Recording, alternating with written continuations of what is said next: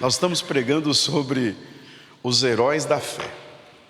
Tem sido uma grande bênção do Senhor. Domingo pregamos aqui, demos continuidade sobre Abraão. Foi uma grande bênção, mover de Deus, quebrantamento, as pessoas ajoelhadas aqui diante do altar, um momento extremamente precioso e glorioso. E eu preguei semana passada sobre o chamado de Abraão. Quem estava aqui, eu preguei no capítulo 12 de Abraão.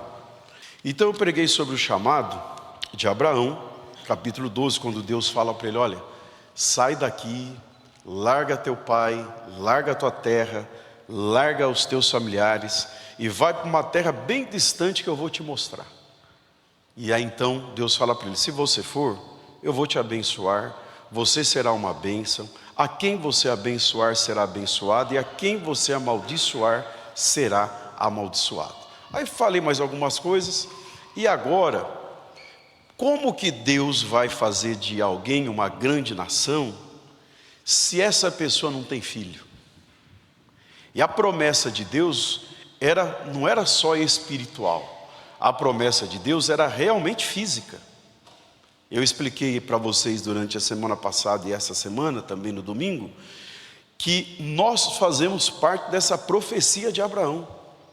Nós somos o Israel de Deus. Quem são os descendentes de Abraão? São os judeus.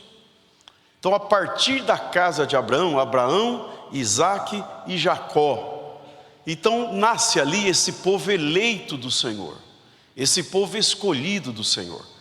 E aí então a Bíblia diz que vai passando os anos, o Senhor Jesus vem para a terra para cumprir o seu ministério, para pregar o evangelho do reino, para pregar salvação.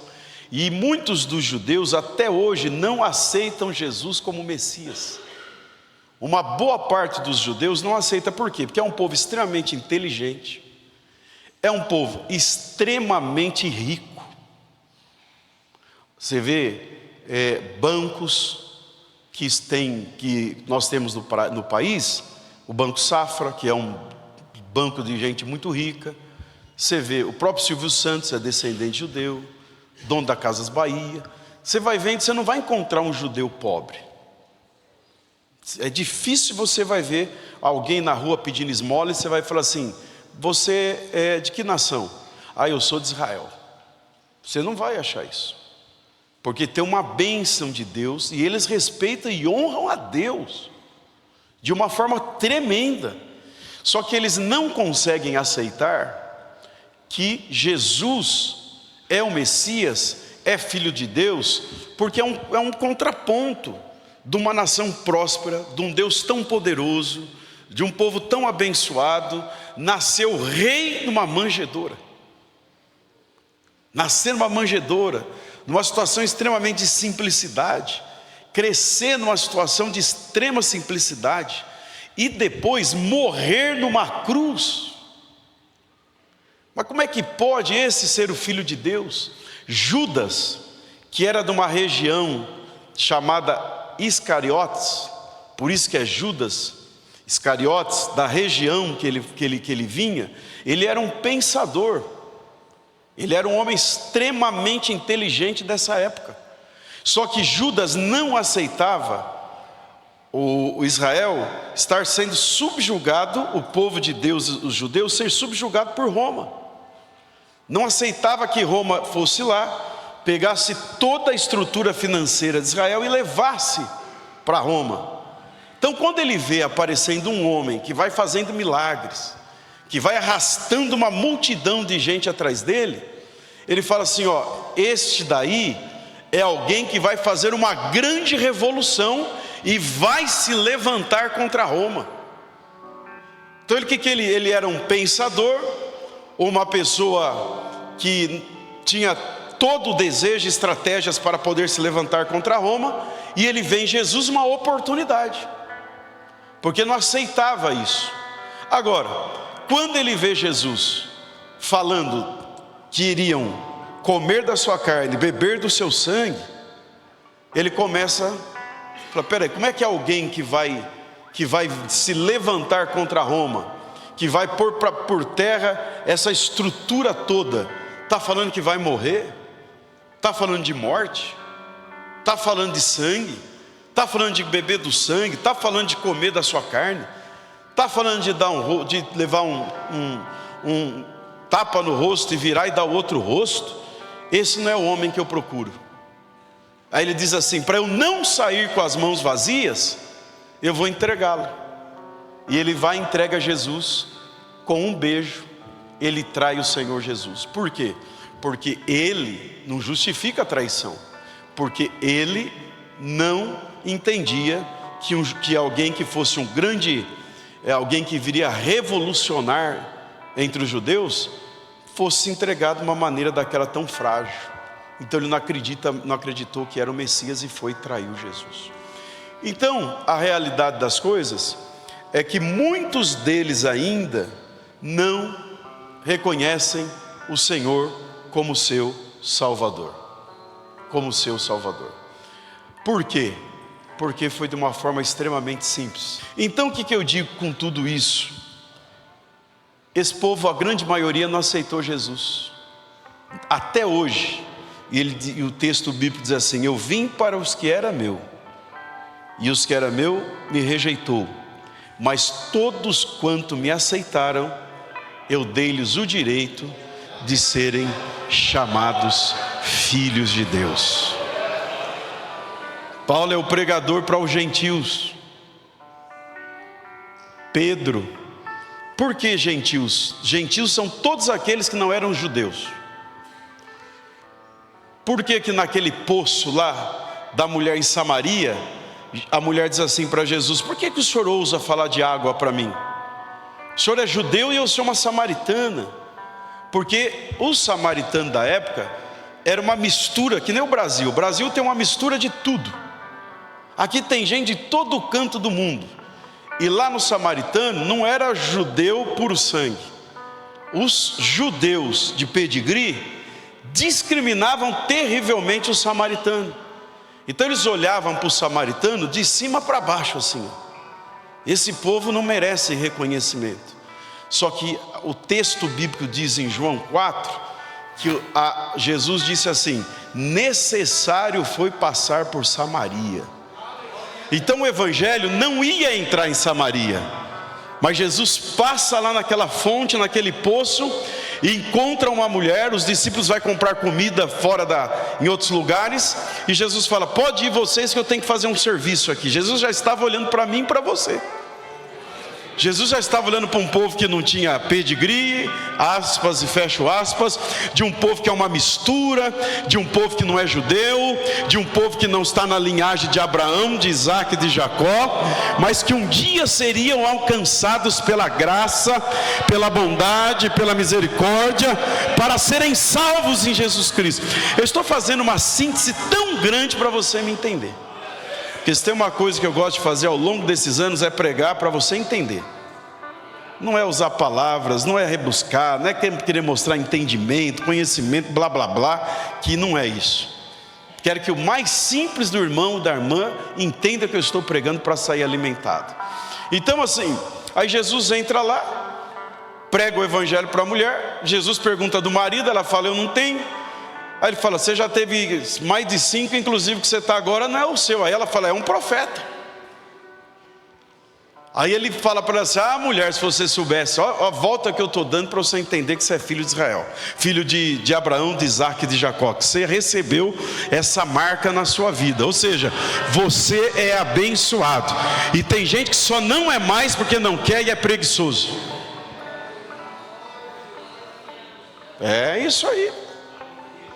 Aí então ele prega a palavra, ela sai para dentro da cidade, e ela fala assim: eu conheci um homem, que ele é profeta. E ela diz assim: ah, se o senhor é profeta, fala onde é que nós temos que adorar. Uns falam que é em Jerusalém, outros falam que é no Monte Gerizim. Onde é que nós devemos adorar? Ele diz assim: não é o lugar. Não é o lugar. É a forma, é o coração, E ele diz assim: porque Jesus ou Deus é aquele que procura verdadeiros adoradores, que o adorem em espírito e em verdade. Se naquela época já não tinha, você imagina hoje. Então, irmão, nós tivemos a graça de sermos filhos dessa promessa.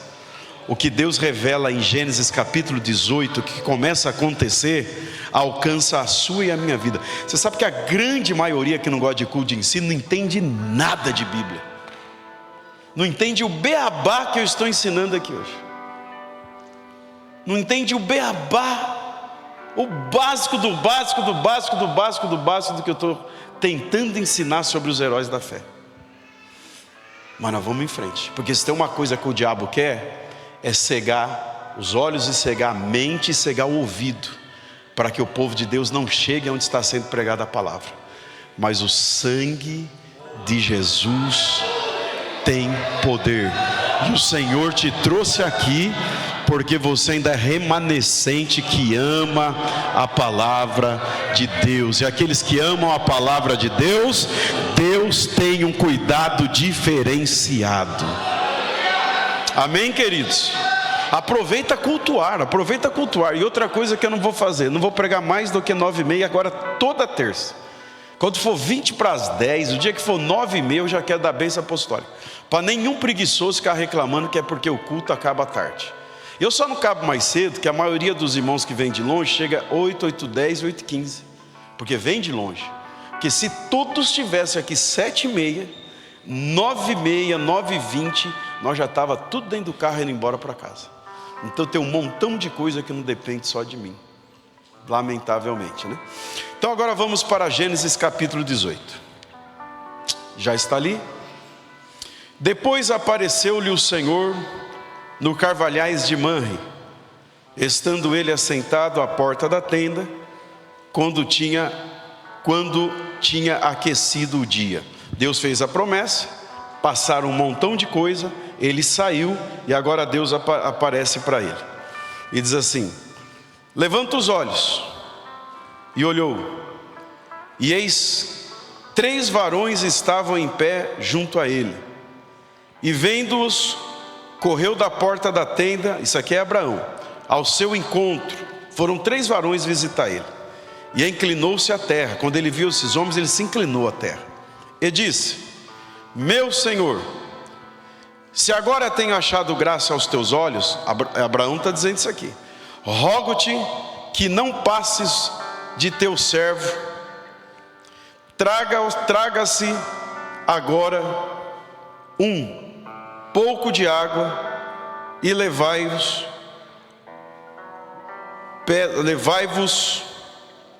traga agora um pouco de água e lavai os vossos pés e recostai-vos debaixo desta árvore. Ele está dizendo para os 3 homens que chegaram na porta da casa dele: e trarei um bocado de pão, para que esforceis o vosso coração. Depois passareis diante, porquanto isso chegastes até o vosso servo. E disseram: assim faze como tens dito. Então esses homens vão visitar a casa de Abraão. Deus manda esses homens lá, e quando ele percebe que são seres angelicais, olha que coisa tremenda, ele diz assim: olha, não entre para dentro da minha casa, por favor. A casa deveria não estar muito arrumada e ele não tinha uma recepção boa para fazer. Ele disse assim: deixa primeiro eu trazer água para lavar os seus pés, e deixa também eu fazer um bolo, pedir para minha esposa fazer bolo, fazer pão, fazer um churrasco, para eu poder servir a vocês. Olha o que diz o verso 6. E Abraão apressou-se em ir ter com Sara a tenda e disse-lhe: amassa depressa 3 medidas de flor de farinha e faze bolos. E correu Abraão às vacas e tomou uma vitela nova e boa e deu ao moço, que se apressou em preparar a vitela. Fez um churrasco lá pelo boizinho que ele pediu que pegasse. E tomou manteiga e leite e a vitela que tinha preparado, e pôs tudo diante deles. E ele estava em pé, junto a eles, debaixo da árvore, e comeram. Aí você pode me perguntar: pastor, mas como é que eram seres angelicais se eles comeram? Tem mistérios que é mistérios. Jesus já estava ressurreto, já praticamente num corpo glorioso, porque ele passou numa parede onde não tinha porta. Os discípulos estavam com medo da perseguição, e ele já ressurreto, ele não abriu a tramela, não abaixou o trinco, entrou pela parede e diz: paz seja convosco. E esse mesmo Jesus aparece na beira da praia, e ele faz peixe frito ou peixe assado e mel e come diante dos discípulos, mas ele já estava com o corpo glorificado. Às vezes tem anjos literalmente que chega diante de você e você deixa de dar um prato de comida. Você sabe por que Abraão entende que são seres angelicais e trata com todo esse cuidado? Porque uma das formas de honrar as pessoas dessa época, que lamentavelmente está acabando entre nós, por isso tem muita gente que tem algumas coisas boas, mas não tem felicidade, porque elas não conseguem honrar as outras mais. A forma mais honrosa de receber alguém da parte de Deus naquela época, era receber dentro da própria casa, colocar uma mesa farta. Sempre que os irmãos antigos faziam muito isso. Antigamente os pastores que iam de bicicleta pregar o evangelho pelos lugares mais difíceis, hoje quase não tem, iam de moto. Pois você quer saber uma história bonita do Montoninho Claudino? Pergunta que ele vai contar uma história bonita dele e do nosso irmão saudoso Zé do Cristo, que já está na glória, nessas andanças por aí pregando evangelho, nesses rincões, nessas estradas de terra. Ele conta uma história que a gente dá muita risada. O senhor estava dirigindo ou o senhor estava na garupa? Ele estava dirigindo uma moto aqui na beira da Dutra, nessas estradas de terra, pregando evangelho. E aí o irmão Zé do Cristo na rabeira da moto, que também era uma bênção, um homem extremamente agradável. E daqui a pouco, eu sei que eles você parou a moto, foi isso? Parou para ver alguma coisa. E aí ele não percebe que o Zé do Cristo desceu para resolver algum negócio. E ele acelera a moto e vai embora. E vai conversando com o Zé do Cristo. Quando ele chega 5 km para frente, não é, irmão Zé? Mas aí bate no banco e o irmão Zé do Cristo já não está mais. No meio do mato, escuridão, e vai daqui a pouco o irmão Zé do Cristo pulando, batendo no meio da poeira. E o irmão Toninho deixou ele embora. Aí volta para trás para poder buscar o servo de Deus. Isso é uma da história. Da churrasqueira eu não vou contar agora não. É aniversário dele hoje? 82? Eu estou homenageando o senhor. Então vamos aplaudir esse servo de Deus, nosso segundo vice-presidente. Deus abençoe. Como eu gosto de prestigiar e honrar gente que tem história e mantém fiel. Então, antigamente tinha muito dessas pessoas. Quando eu comecei a falar dele, eu estava falando o quê? Da hospitalidade. Obrigado, Arthur, obrigado. Isso acontece, viu? Eu vejo o bispo fazendo muito isso. Então, os irmãos mais antigos, que eram desse perfil, não eram pessoas desconfiadas. Há pessoas nos dias de hoje, irmão, como que a igreja mudou? Por falta da hospitalidade, tem pessoas que não estão recebendo em casa mais anjos de Deus. A minha casa é o meu lugar de maior intimidade, eu não trago ninguém aqui. Você tem razão.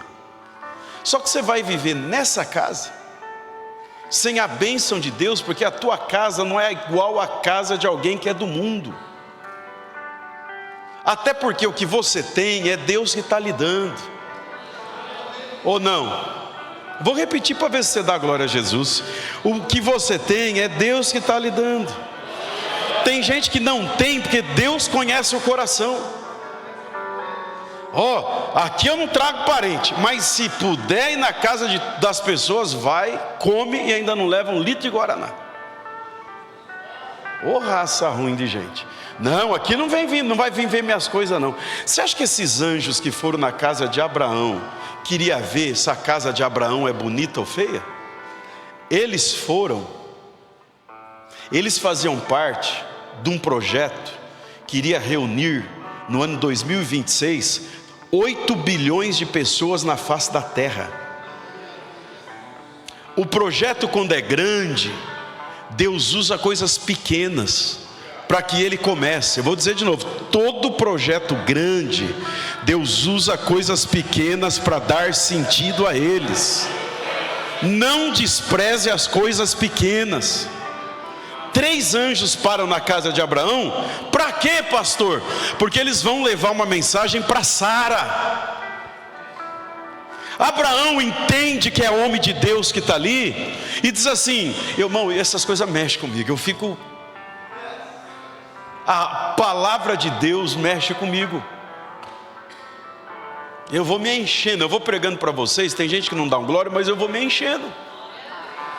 Eu tenho que me segurar, porque daqui a pouco eu estou gritando aqui. Sabe o que é isso?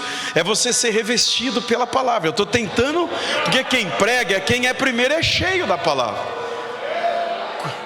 Por isso que esses homens que foram considerados pessoas da galeria dos heróis da fé, não é qualquer gente medíocre, fraca e cabecinha desse tamanho. Quando eles percebem seres angelicais, eles falam assim, ele se dobra diante deles e ele fala assim: por favor, não passe da porta para dentro, deixa primeiro eu preparar alguma coisa, fica debaixo desse pé de manre, que é outra mensagem, mas não vou pregar lá hoje. Fica debaixo, o melhor lugar para vocês ficarem aqui agora é debaixo desse pé de manre, porque aqui está fresco. A minha tenda feita de lona, ela é baixinha, está um forno aí dentro, porque a Bíblia diz que eles chegaram na hora mais quente do dia.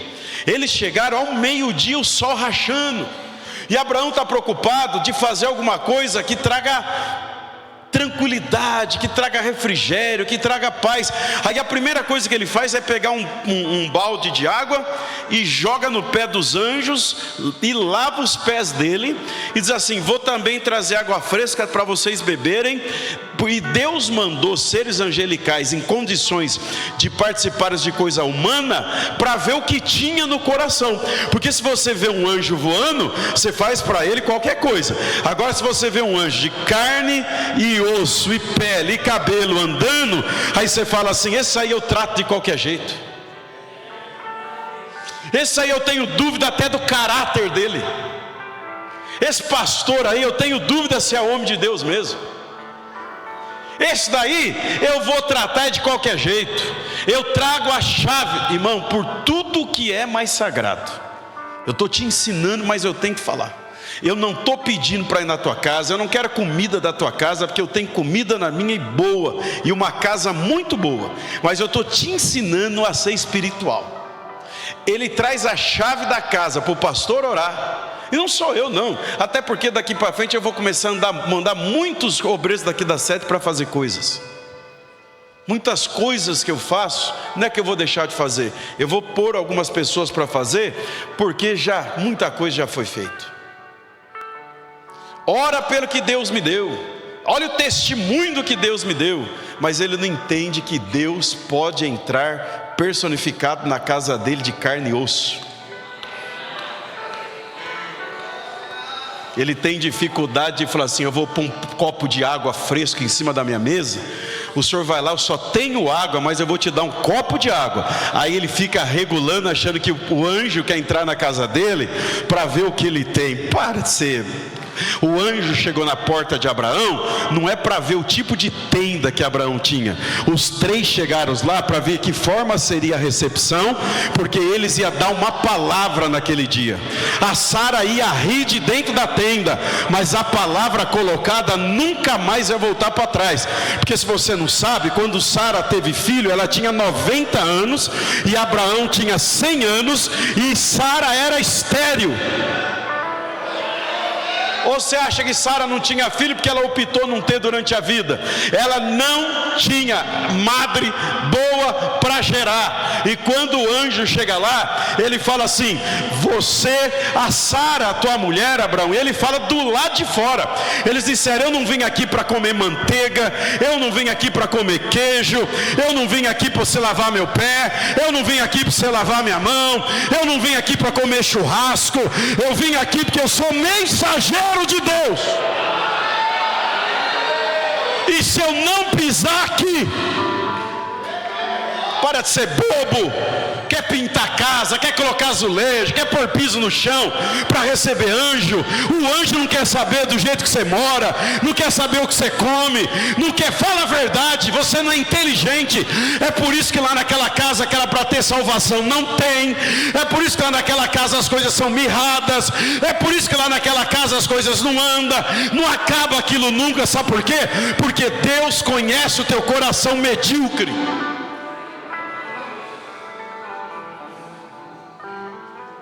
Não é para dar glória mesmo, é para refletir. Ah, se você entendesse que Deus ainda quer fazer para essa igreja, mas muito Ele não faz por conta da igreja mesmo.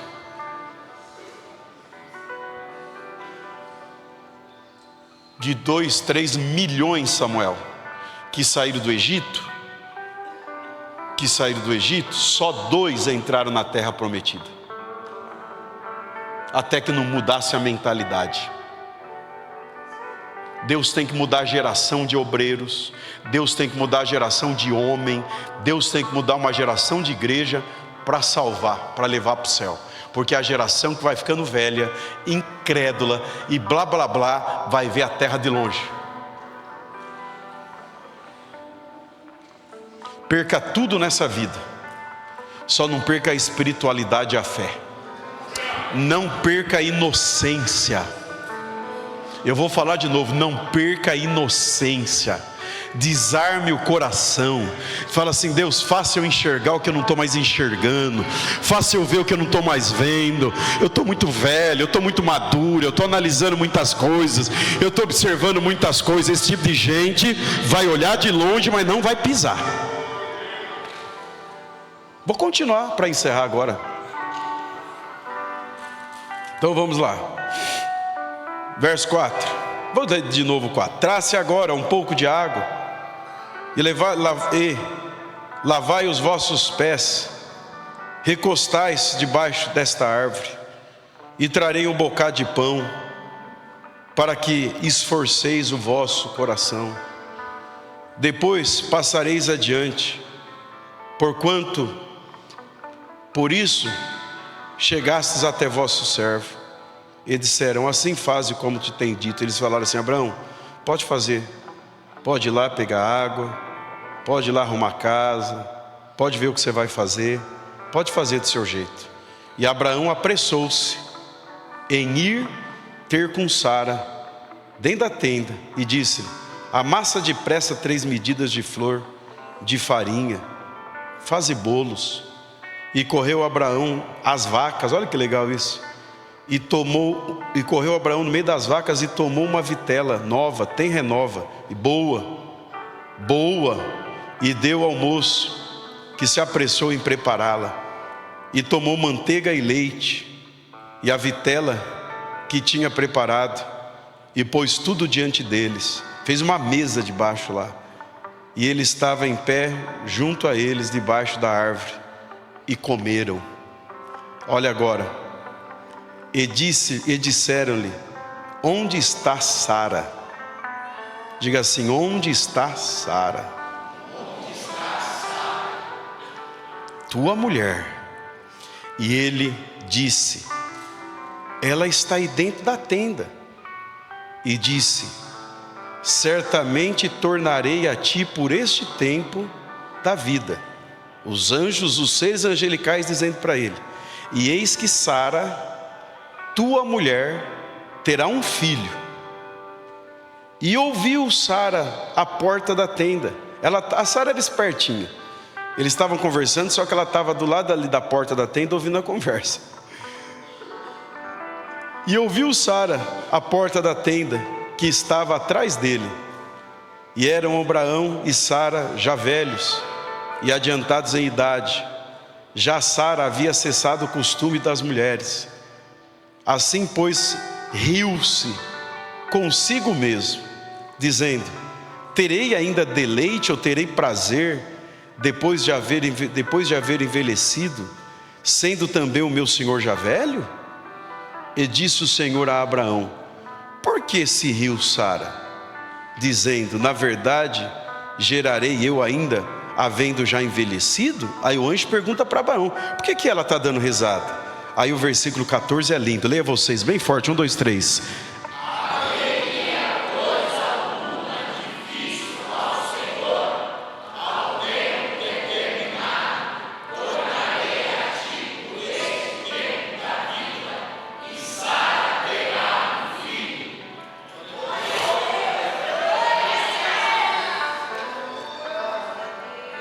Eu faço essa pergunta para você: haveria alguma coisa difícil ao Senhor? Eu não sei o que você está passando, eu não sei que fase da vida você está enfrentando, mas eu tenho uma palavra profética para você. Ao tempo determinado. Você sabe por que a gente se perde ao esperar da bênção? Porque a gente estipula o nosso tempo. E o tempo é de... Eu vou dizer mais: o tempo é servo de Deus. Você não entende, mas o tempo está trabalhando ao teu favor. Quantos anos Abraão tinha? 100. Quantos anos Sara tinha? 90. Por que Deus não resolve isso antes? Quando Deus chega para falar com Abraão lá no capítulo 12, ele é mais jovem, ele tem 75. Deus falou para ele que ia fazer dele uma nação. Passa-se 25 anos. Deixa eu te perguntar: quantos anos faz que você recebeu sua promessa aí e você está desanimado? Alguém com 75 anos ainda tem condição de viver coisas gloriosas? Você tem garoto e garota que está querendo parar de viver porque está desesperado, que as coisas não estão acontecendo. Você ainda nem nasceu direito. Nem nasceu direito. Calma. Olha para frente. Continue servindo a Deus. Fique firme esses hinos da harpa é maravilhoso, né? Firmes na promessa.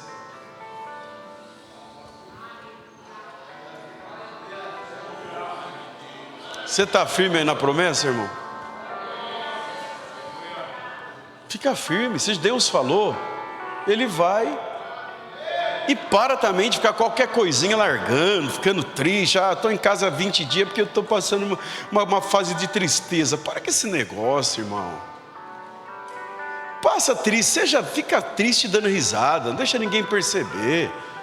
É que tem gente aqui que acha que só para ele a coisa é dura. Tem gente aqui que sorri 24 horas, mas você não sabe que o coração está sangrando há 24 horas.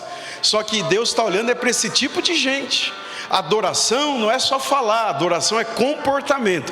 Vir aqui é adorar a Deus, servir a Jesus é adorar a Deus, frequentar culto é adorar a Deus, cumprir o compromisso que Deus colocou nas tuas mãos é adorar a Deus. Se é da porta que você cuida, pode estar caindo no mundo, eu estou adorando a Deus cuidando da porta. Se é no ciclo de oração, tem 2 ou 3 mulheres orando, mas Deus te colocou nesse lugar, está passando a maior prova do mundo, mas eu estou adorando a Deus, cumprindo o meu compromisso. Quantas vezes eu adoro a Deus nesse altar com meu coração sangrando? E o que é adorar a Deus? É estar cumprindo o meu ministério, é estar fazendo a obra de Deus. Eu amo fazer o que eu estou fazendo. Sabe o que é isso? Eu estou adorando a Deus, irmão. Adore a Deus, glorifique a Jesus. Seja lá o que você está passando, que o nome do Senhor Jesus seja glorificado através da tua vida. Aí a Sara riu. Mas aí o anjo disse assim, eu encerro agora: haveria coisa alguma difícil ao Senhor? Ao tempo determinado, tornarei a ti por este tempo da vida, e Sara terá um filho. E aí Sara, olha o que ela faz no verso 15, negou dizendo, eu não me ri não, portanto temeu.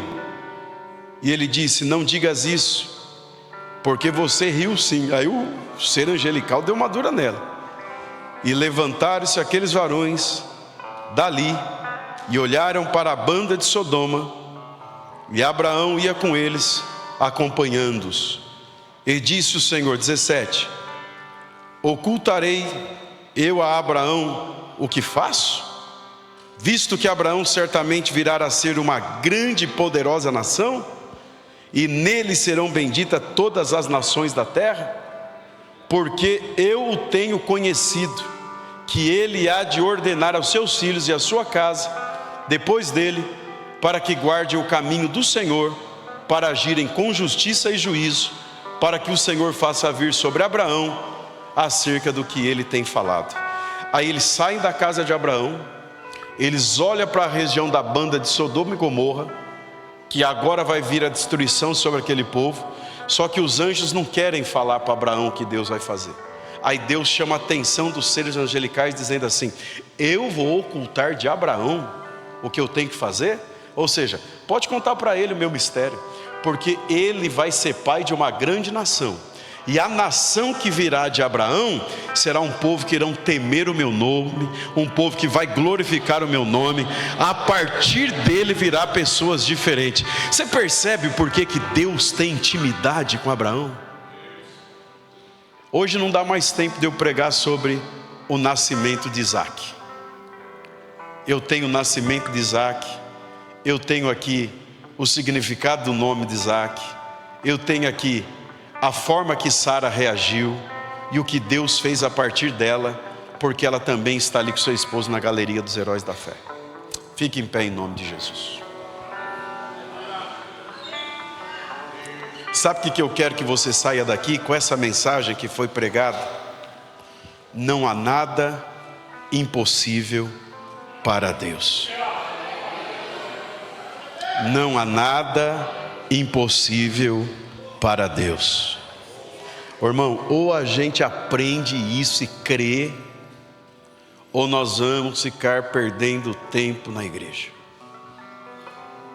Ah, pastor, mas por que aconteceu isso? Por que aconteceu aquilo? Por que aconteceu? Eu não tenho resposta para quase nada. Pastor, não tem resposta para quase nada. Inclusive Deus não vai te dar resposta nessa terra para muita coisa. É quando você chegar lá no céu. Eu não sei se você vai querer perguntar para Ele, porque não vai nem valer a pena. Aonde é que você já vai estar? Você vai ficar lembrando de coisa da terra?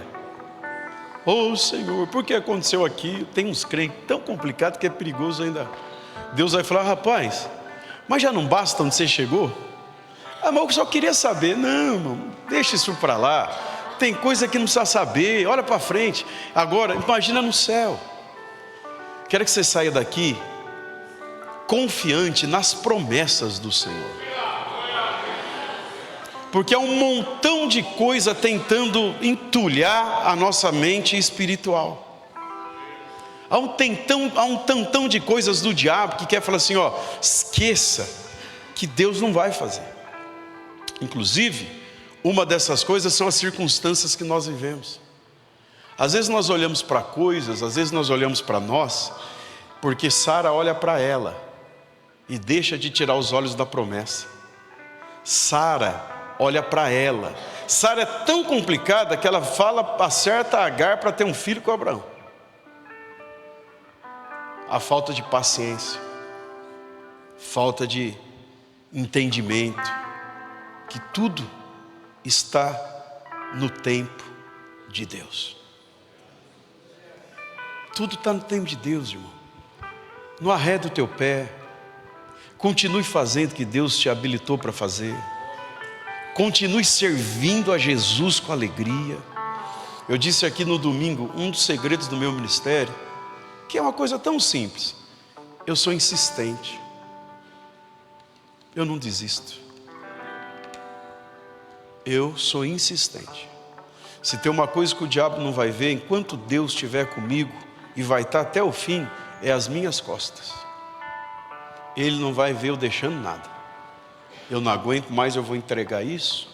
Eu não aguento mais cobrança, eu vou largar disso. Eu não aguento mais pressão, eu não quero isso.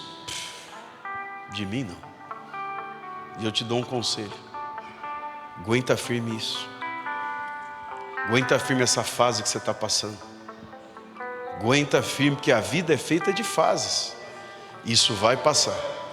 Daqui a pouco o Senhor vem e diz assim: meu filho, chegou a hora agora. Receba tudo aquilo que eu te prometi. Receba tudo aquilo que eu te prometi. Vamos orar nesse sentido? Converse com Deus. Fale para Ele.